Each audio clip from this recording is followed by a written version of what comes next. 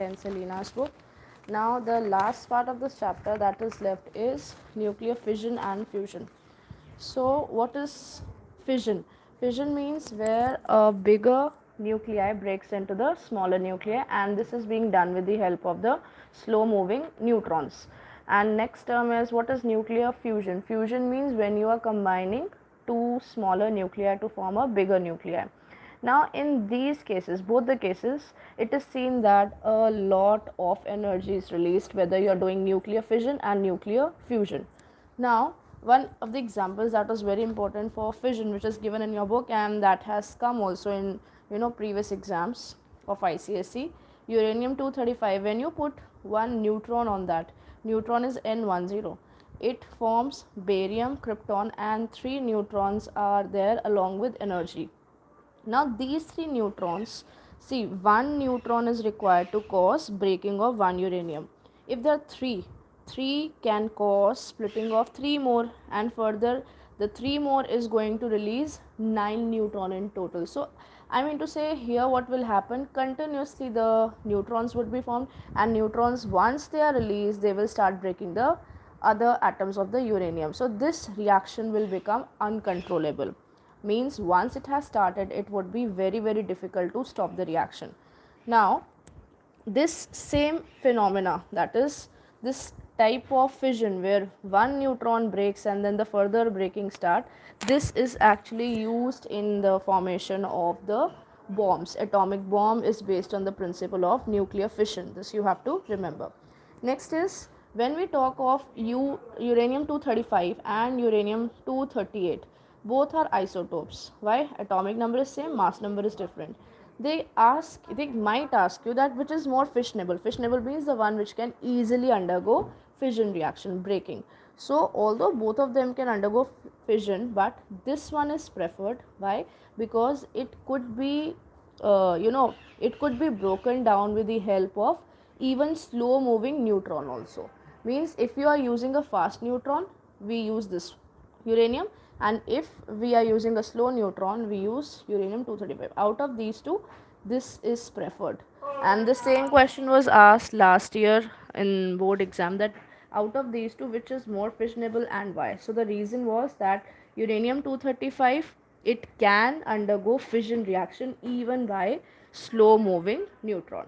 Next is, as I said, in both the cases, whether you take fission and fusion, in both the cases energy is released in high amount.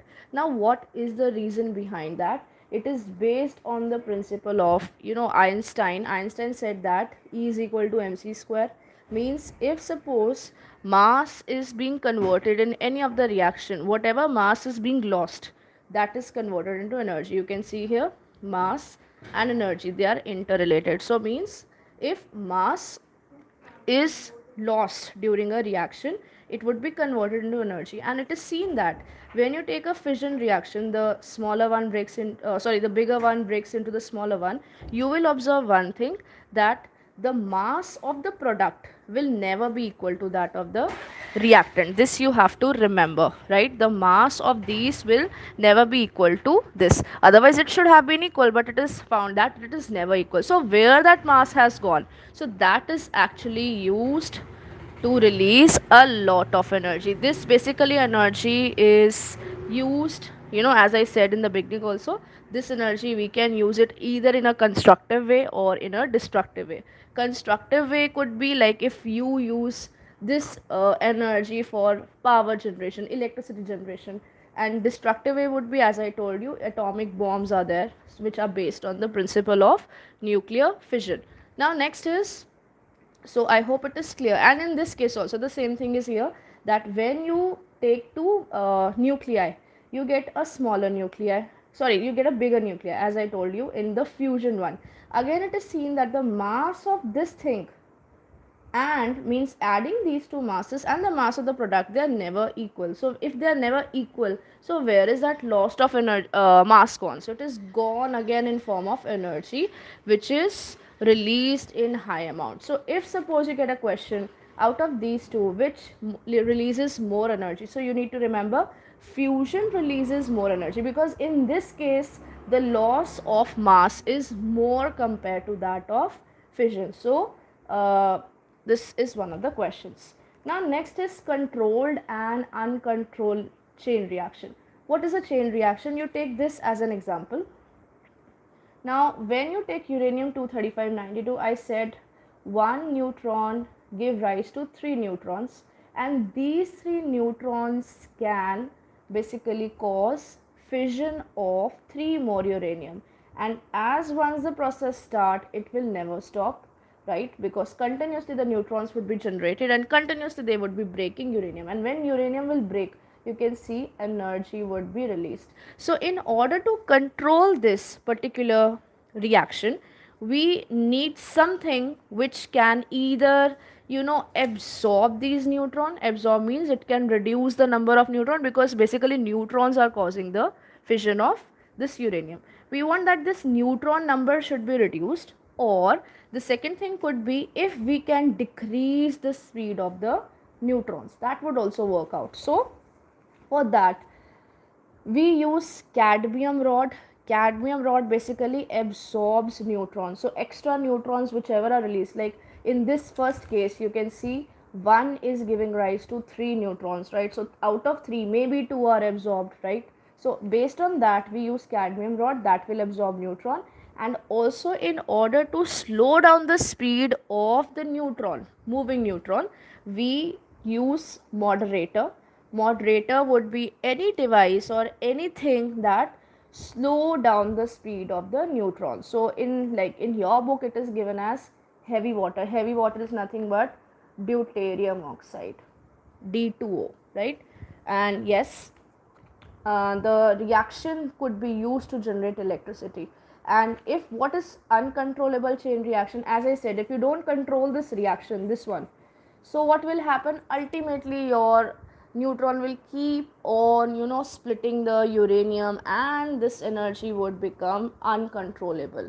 So it can lead to a bomb formation, and we basically use this as a in a destructive way, I mean to say, in order to damage or kill people for this purpose. Okay, after that we have one of the questions are there, like why fusion is called thermonuclear reaction.